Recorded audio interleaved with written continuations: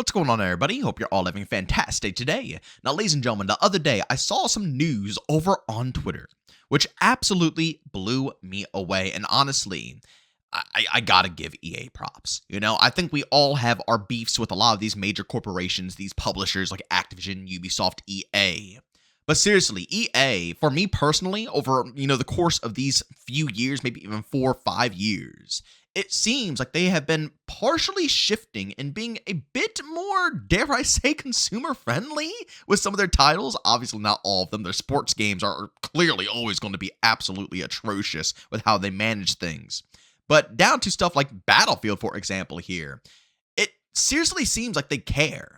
And again, it's making Activision look like absolute losers. But ladies and gentlemen, before we go and dive deep, if you guys are interested in more content just like this, don't forget to subscribe and hit that bell. I post daily here at 8 in the morning Eastern Time. And also, guys, I will not be streaming Sunday or Monday, but I will be back on Tuesday, and we're going to be grinding out probably some X-Defiant. So if you guys are interested, you want to, catch some of the vibes, some of the streams, chat it up with me, you can find a link to that channel down in the description of this video.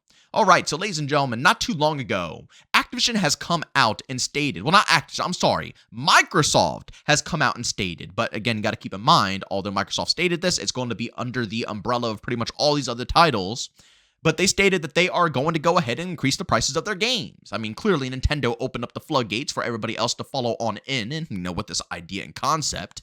But at the end of the day, regardless, Microsoft is doing the exact same thing. So, great. For a Call of Duty game that usually launches in a horrible spot that is not worth $80 whatsoever is now being upcharged. And keep in mind, on top of this, Microsoft makes bank on everything across the board. They even make a fortune off of Game Pass.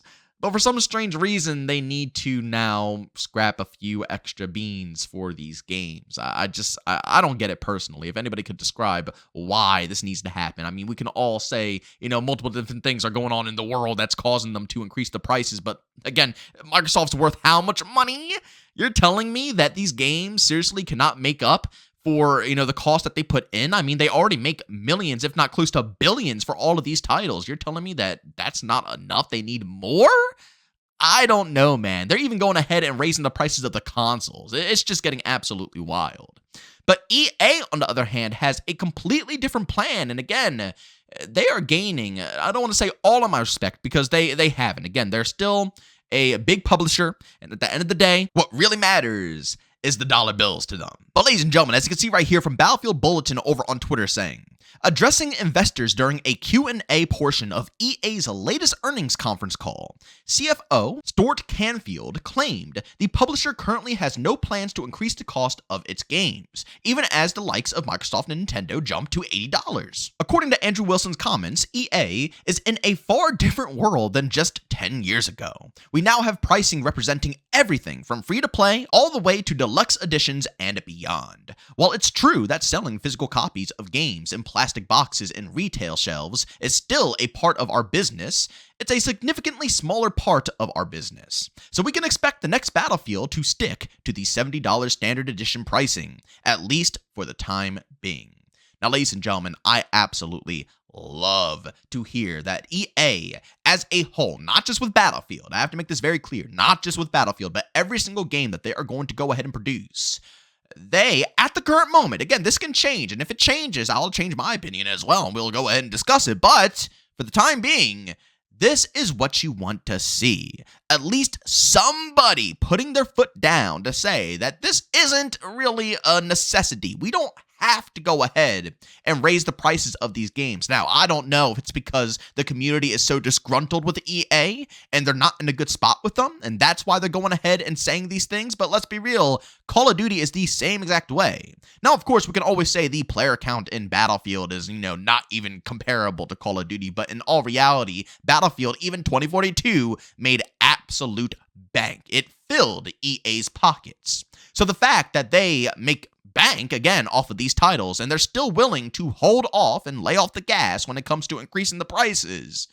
as I stated before, I gotta give them a couple of thumbs up for this, man. It's not really, an everyday thing to see a massive corporation go against the current trend, the current wave. I guarantee everybody's going to be upping prices, and you have EA sitting here saying, nah, we don't need to go ahead and do so. And you never know. With saying that, that might actually, bring a lot of other publishers to the same mindset of saying, yeah, maybe we shouldn't screw over our customers right now. But again, that's being way too hopeful because we do live in a corporate world, and every corporation is here, as I stated in the beginning of this video, for the beautiful dollar bill. So 9 times out of 10, they're probably all going to want to go ahead and up their prices as long as people are willing to pay that price.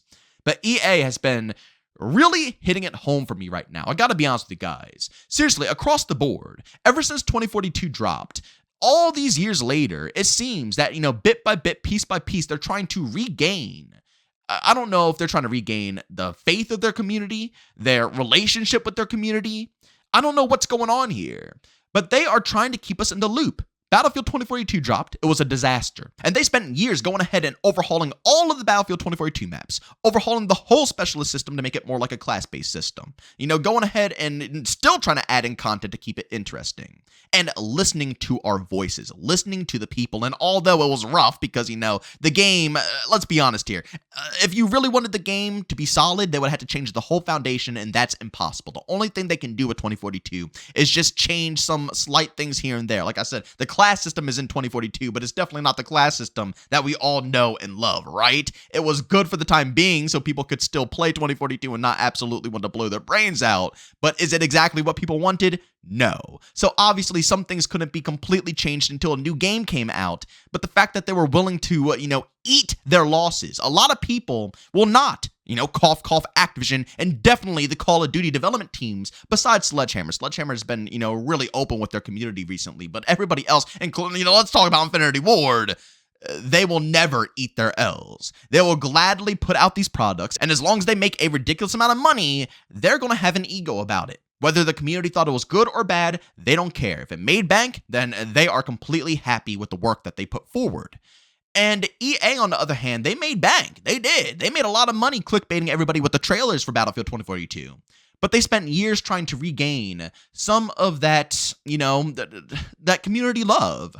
They did. And now we're going into the brand new Battlefield game, and they're pushing that even further with these playtests, allowing people to come in and test with the actual community, They're not having an ego. They're not saying, well, we are the devs, and we like this, and this is how it's going to be, and you must, play it at launch. And then if you guys hate it at launch, months down the road, we'll eventually switch it around. But our vision has to stay our vision. No, not with this new Battlefield game. Yes, they have a vision. Yes, they're trying to take a creative direction. But when it comes down to the core fundamentals like movement, gunplay, all of the above, vehicle gameplay, destruction, they are literally taking every last bit of community feedback and implementing it into the game, meaning that our voices actually matter. Even with the cosmetics. Seriously, think about Battlefield 2042. And when there was leaks and rumors that we were going to get the most insane, outlandish looking camos. And the community they did not want it. They did not accept it. They gave tons of backlash. And guess what? They switched it around for us. And yes, I will say that the camos and the skins in 2042 still aren't exactly what people are still wanting. But again, it was a game with specialists. We didn't even have the class system in place. Whatever. It wasn't anywhere close to being what we have in Call of Duty. Call of Duty, what happens when we say, yo, this isn't COD anymore? What is this? This is horrifying. This doesn't look cool at all. This isn't Call of Duty.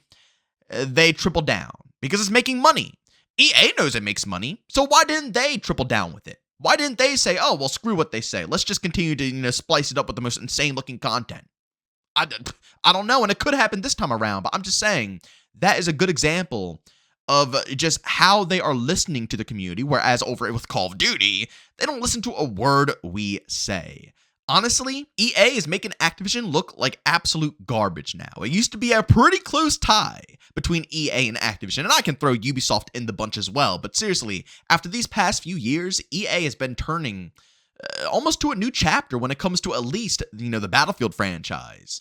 And it puts a smile on my face to see that they are pointing in this direction, even to the point where they're saying they don't even want to go up to the $80 price tag.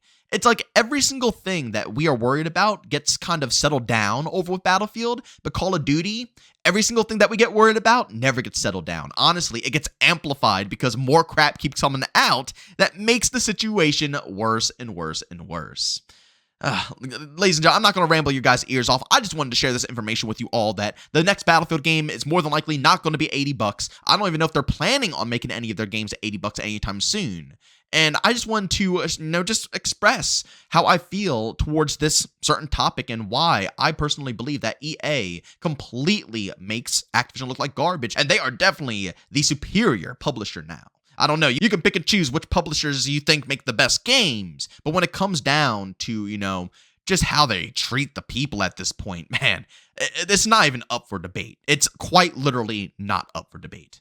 But ladies and gentlemen, as always, if you enjoyed today's video, leave a like. If you hate it, leave a dislike. Don't forget subscribing at that bell. I post daily here at 8 in the morning Eastern Time. Battlefield, Call of Duty. I used to post a ton of X Defiant before that game died, but of course, we're going over to Splitgate 2. I want to talk about Arc Raiders. So, of course, if you guys want to stay up to date on any of these games, by all means, subscribe and hit that bell. And, of course, last but not least, if you guys are interested in any of my live streams, like I said in the beginning of this video, I won't be live Sunday and Monday, but I will be back Tuesday. And, of course, if you guys are interested in any of that stuff, I have a link to that channel down in the description of this video. But as always, thanks for tuning in, and I'll see you on the next one. Peace out.